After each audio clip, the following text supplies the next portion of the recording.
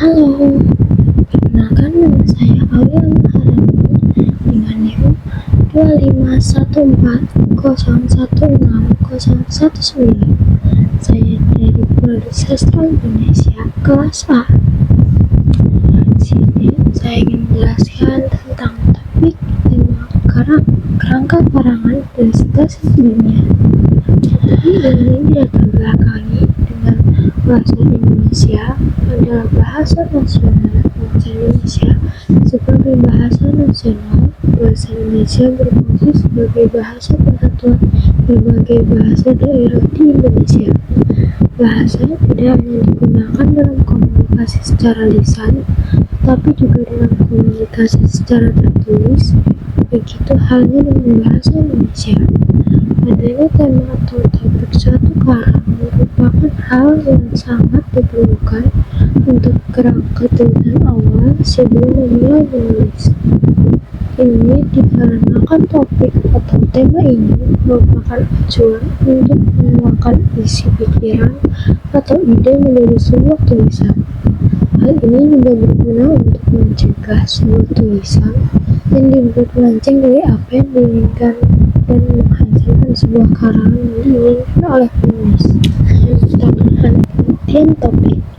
Topik adalah pokok pembicaraan tentang suatu hal yang akan digunakan menjadi karangan.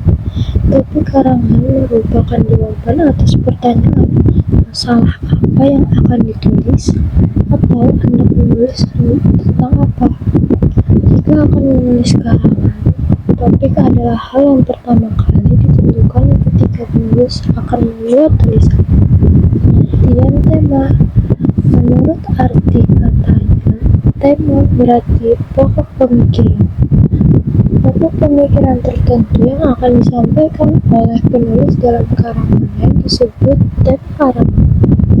Penetapan tema sebelum memulai mengarang sangatlah penting untuk menyampaikan suatu ide secara teratur dan jelas sehingga isi karangan akan dapat dipahami dengan mudah oleh pembaca. Perbedaan topik dan tema. Topik memiliki cakupan yang lebih sempit dibanding dengan tema. Meskipun topik dan tema sama-sama bisa dijadikan judul karangan, perbedaannya tema lebih umum dan luas, sedangkan topik lebih spesifik dan terarah pada inti pembahasan. Topik adalah inti utama atau pokok pembahasan yang mencakup keseluruhan pembicaraan, gelaran acara, atau isi tulisan. Pengertian kerangka karangan.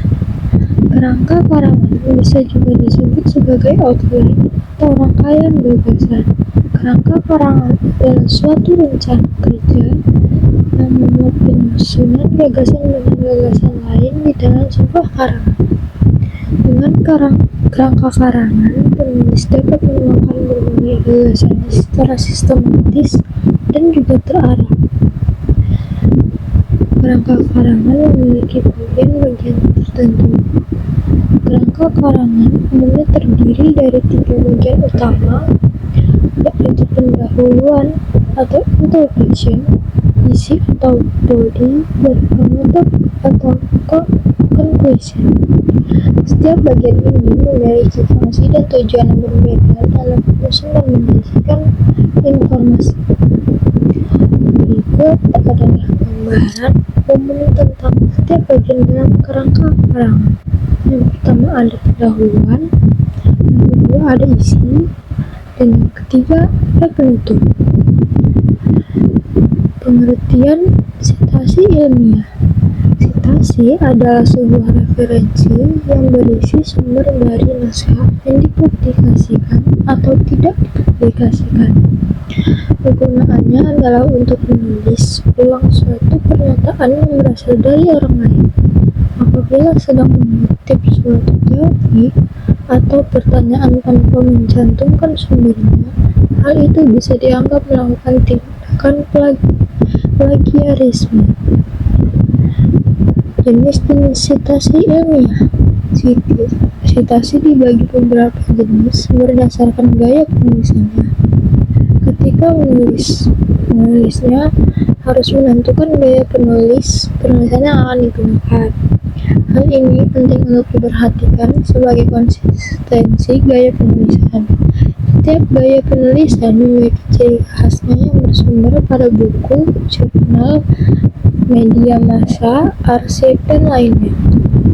Jadi kesimpulan dari materi hari ini yaitu topik adalah pokok pembicaraan tentang suatu hal yang akan digunakan menjadi karangan. Tema merupakan pokok pemikiran. Tema dapat diartikan juga sebagai pengungkapan dari maksud ataupun tujuan. Tema lebih umum dan luas, sedangkan topik lebih spesifik dan terarah pada inti pembahasan. Topik merupakan inti utama atau pembahasan yang mencakup keseluruhan pembicaraan. Angka karangan adalah suatu rencana kerja yang membuat penyusunan gagasan dengan gagasan lain di dalam sebuah karangan.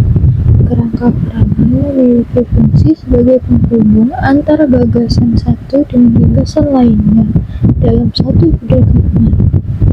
Citasi adalah sebuah referensi yang berisi sumber dari naskah yang dipublikasikan atau tidak dipublikasikan, dan kegunaannya adalah untuk menulis ulang suatu pernyataan yang berasal dari orang lain. Jadi sekian begitu saja pembahasan saya dari materi hari ini. Terima kasih. Bye bye.